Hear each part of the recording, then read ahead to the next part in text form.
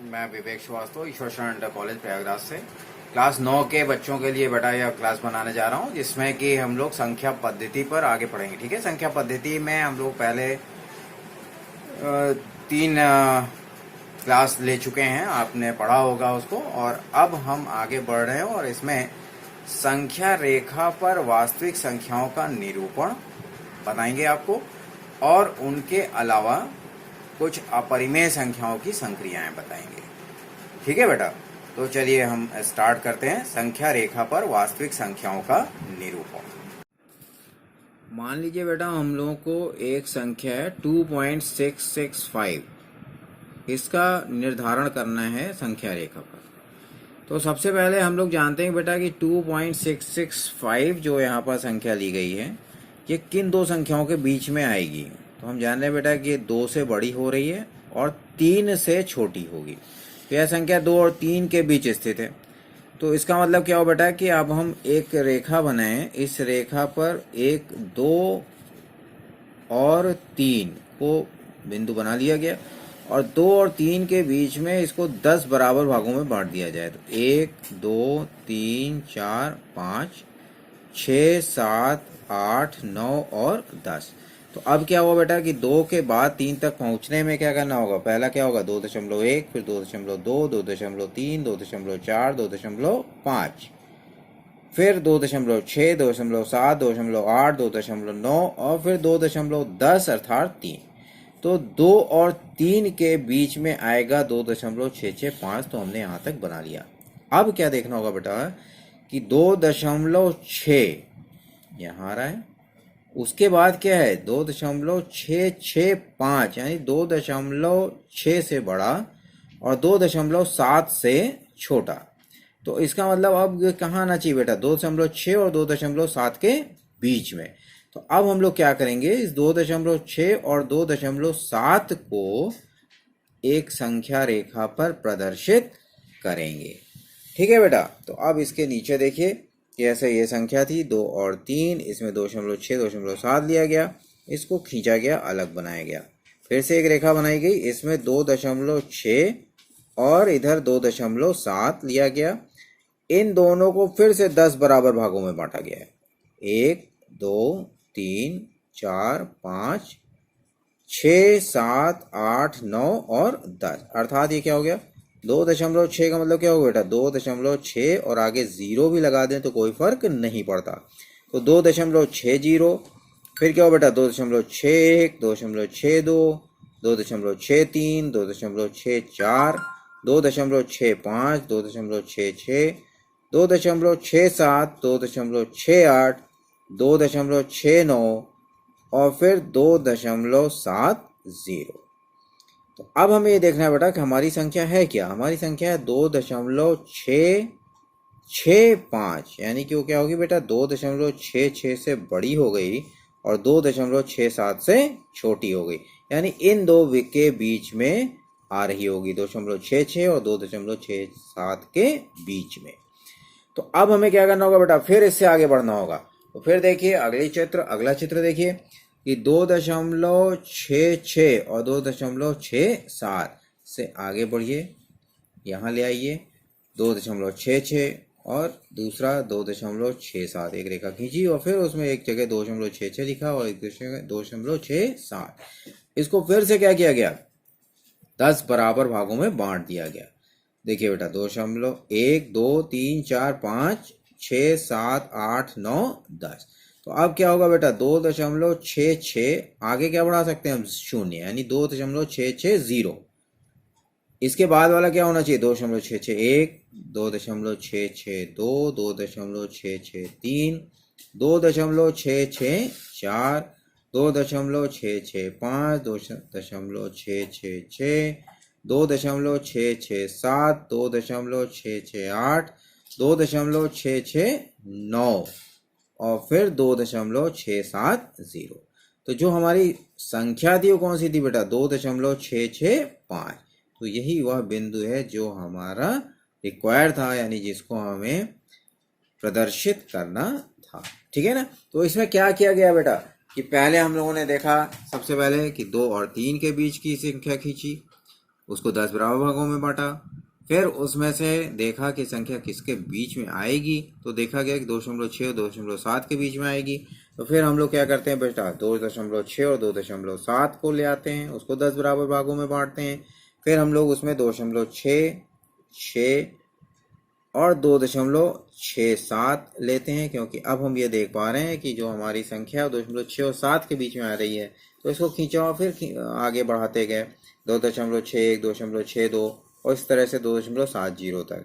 फिर हम लोग पाते हैं कि अब ये संख्या हमारी 2.66 से बड़ी और 2.67 से छोटी है। फिर उसको आगे खींचते हैं एक रेखा और उसको फिर से 10 बराबर भागों में बांटते हैं। जब 10 बराबर भागों में बढ़ जाता है तो वहाँ फिर देखते हैं कि एक बीच में दिख रहा है 2.665। तो यही हमारी रिक्वायर्ड लाइन होती है, ठीक है ना, रिक्वायर्ड बिंदु होता है। तो इस तरह से हम लोग क्या करते हैं बेटा कि एक एक करके धीरे धीरे आगे बढ़ते चले जाते हैं। तो अब देखिए इसी तरह से एक और मैंने उदाहरण लेकर के आपको समझाने का प्रयास किया है। एक दूसरा उदाहरण देखें हम लोग।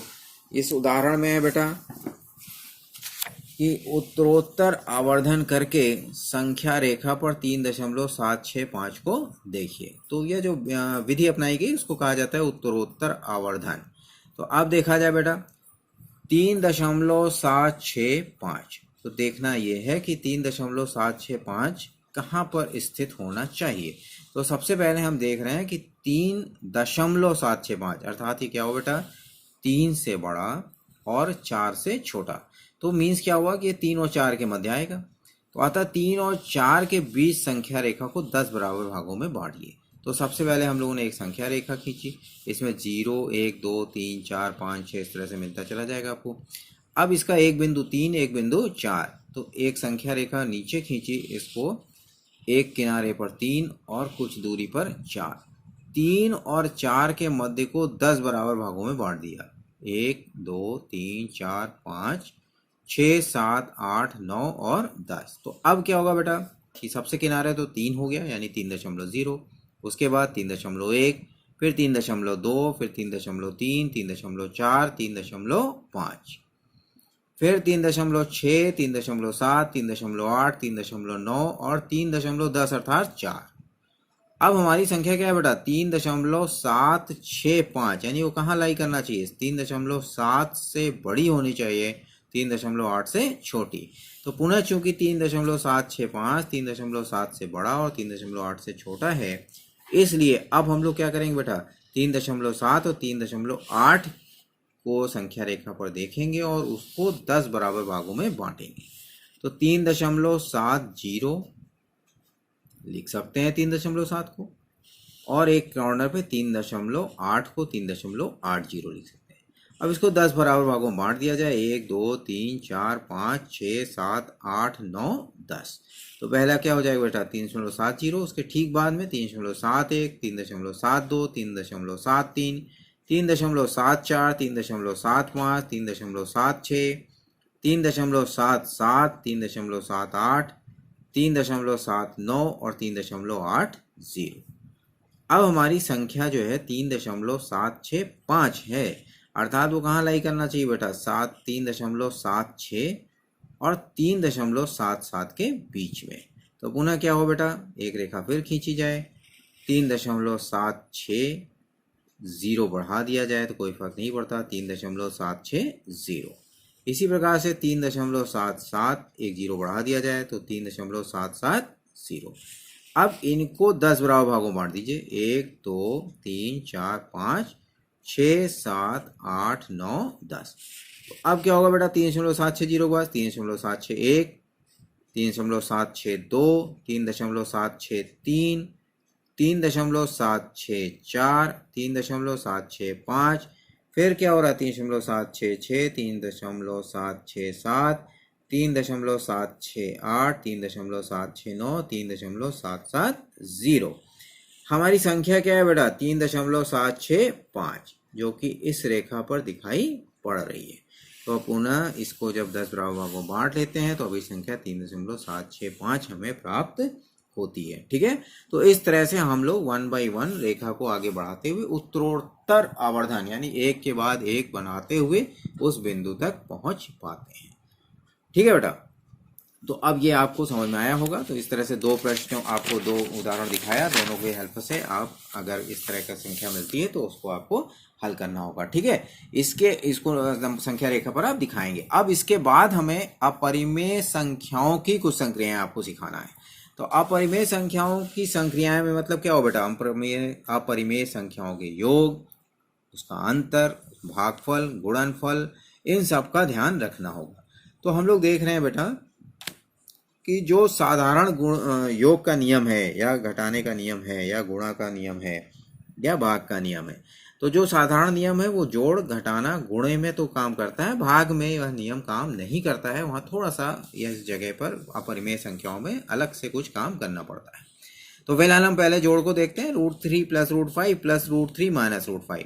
जब ब्रैकेट खोल देते हैं तो क्या देख रहे हैं बेटा, √3 + √5 + √3 - √5।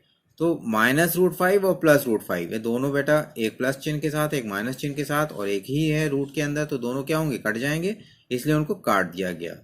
और √3 और √3 तो वर्गमूल के अंदर यह भी 3 है, यह भी 3 है, यानी दोनों सेम संख्या है, तो ये आपस में क्या होंगी, जुड़ जाएंगी। तो इसका गुणांक कितना है बेटा, 1, और पहले का भी गुणांक कितना है, 1।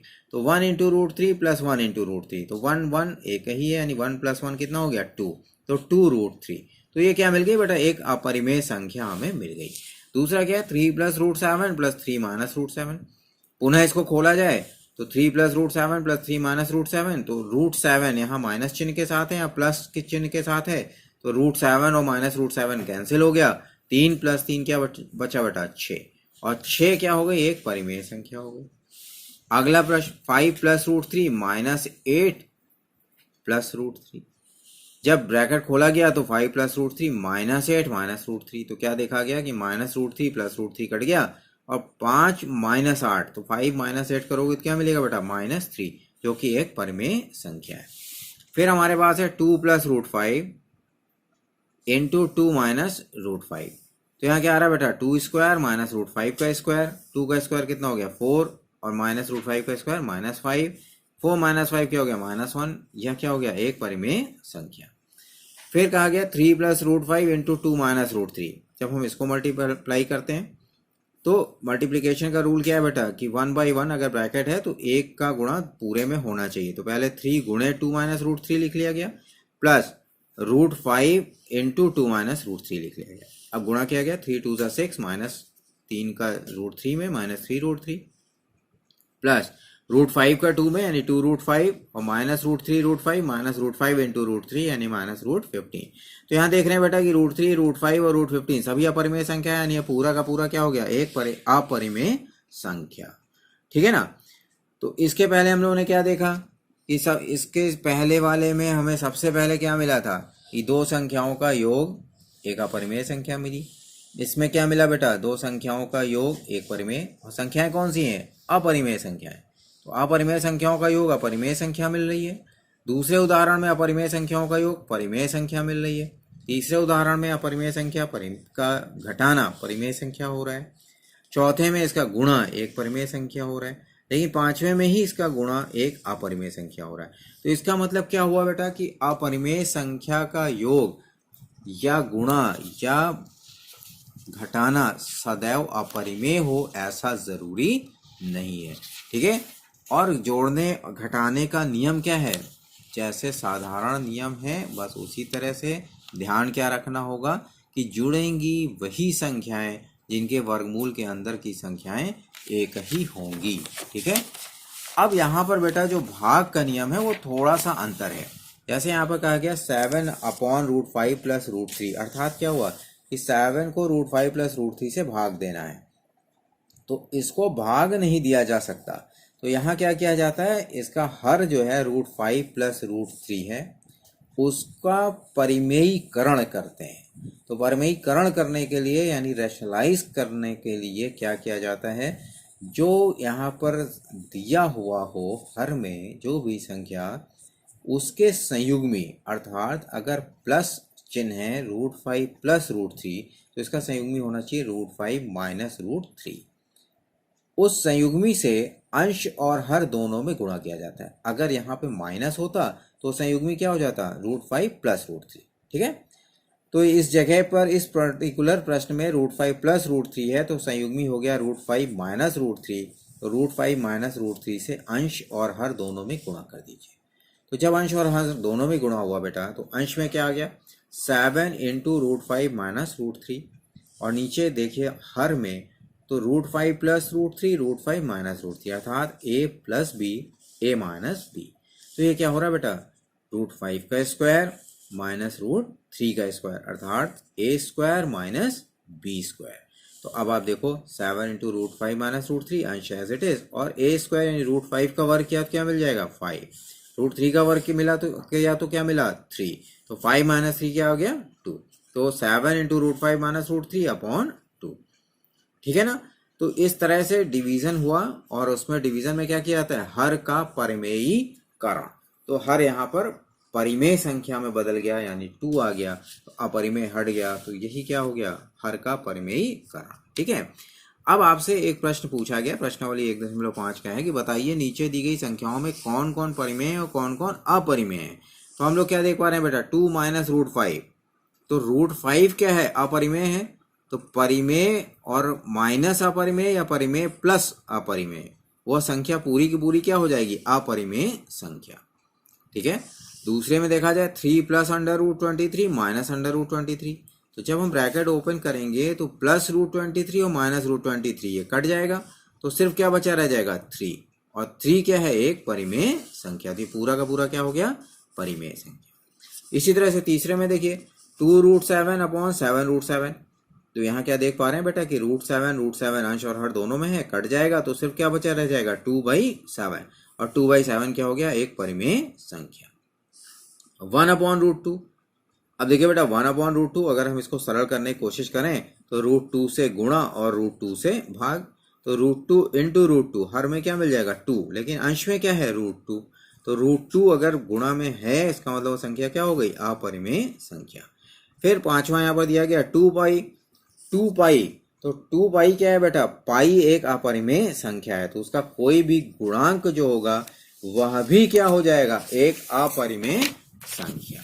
ठीक है ना। तो इस तरह से हम लोग देखते हैं कि कौन सी संख्या परिमेय है, कौन सी अपरिमेय है, परिमेय संख्या का जोड़ किस तरह से होगा, परिमेय संख्या का घटाना किस तरह से होगा, परिमेय संख्या का गुणा किस तरह से होगा, परिमेय संख्या का भाग, यानी जब भाग होगा तो वहां पर भाग ना करके हम लोग क्या करते हैं, हर का परिमेयीकरण, यानी जो संख्या वहां पर दे रखी है अगर उनकी दो संख्याओं के बीच में प्लस चिन्ह लगा हुआ है तो उनके बीच में माइनस लगा करके गुणा और भाग किया जाता है। अगर माइनस लगा हुआ होता, अर्थात यदि इसी प्रश्न में √5 माइनस √3 होता तो हम √5 प्लस √3 से गुणा और √5 प्लस √3 से ही भाग करते। ठीक है ना। तो इन सबको ध्यान में रखेंगे। एक बार आप पूरे वीडियो को ध्यान से देखिए और फिर इसको समझने का प्रयास करिए, फिर इसके आगे हम लोग फिर से अगली क्लास में पढ़ेंगे।